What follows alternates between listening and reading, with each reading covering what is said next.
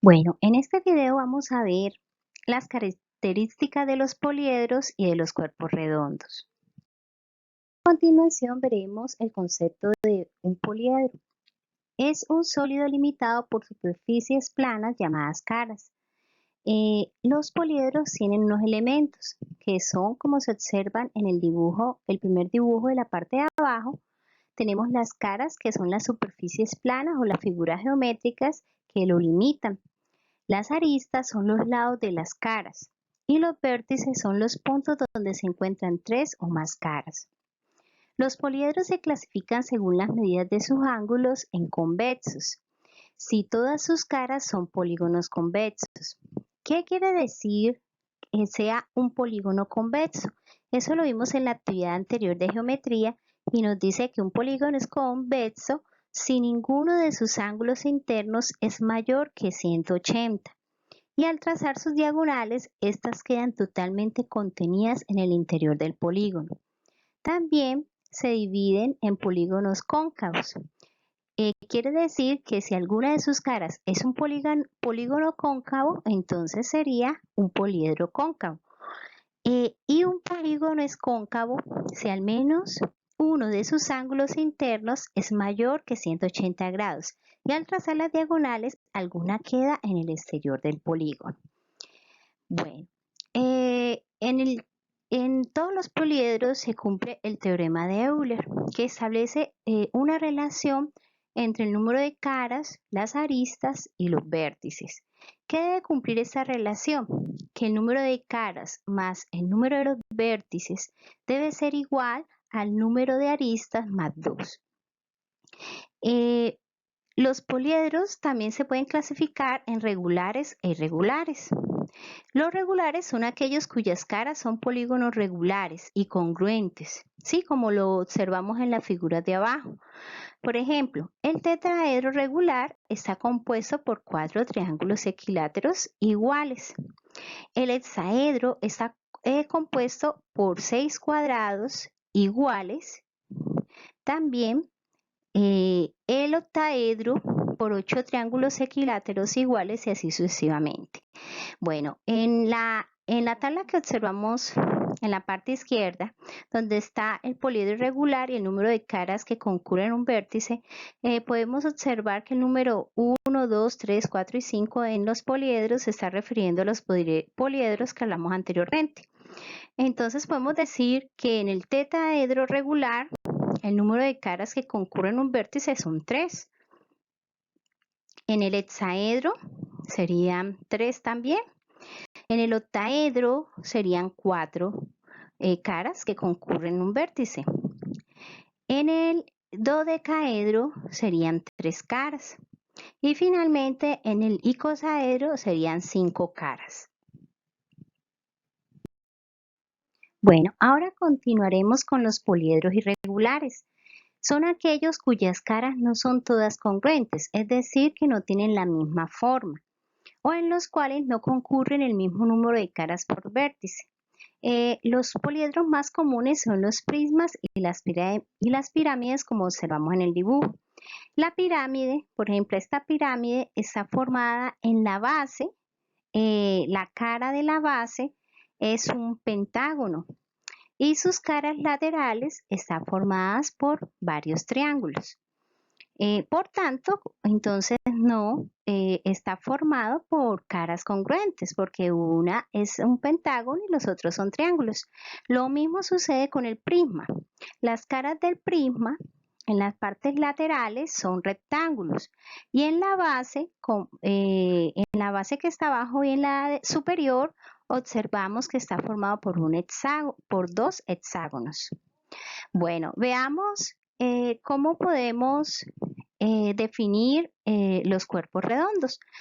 Sabemos que son sólidos que tienen al menos una cara curva. Los más conocidos son el cilindro, el cono y la esfera. El cilindro, las caras de sus bases están formadas por son bases circulares y su superficie lateral es curva. El cono tiene una base lateral y una superficie lateral curva y todos concurren en un mismo vértice. La esfera tiene toda su superficie curva, como lo observamos en el dibujo. Bueno, ahora vamos a explicar cómo podemos realizar el taller de afianzamiento. Este taller es muy sencillo porque vamos a identificar características de los poliedros y de los cuerpos redondos. Por ejemplo, en el primer ejemplo indica los siguientes elementos del poliedro: las bases, los vértices, las aristas y las caras. Bueno, entonces un ejemplo voy a dar. Por ejemplo, una base está conformada por un polígono A, B, C, D, E, F, que es la base de la parte superior, que es un hexágono. Y ya usted da el otro ejemplo de la otra base. Los vértices es donde se encuentran los lados o las caras, ¿cierto? Del poliedro. Entonces, por ejemplo, puedo decir que hay un vértice A, un vértice B, un C, un D, ¿sí? Y así sucesivamente voy nombrando donde se encuentran varias caras del poliedro. Las aristas tienen que ver con los lados de las caras.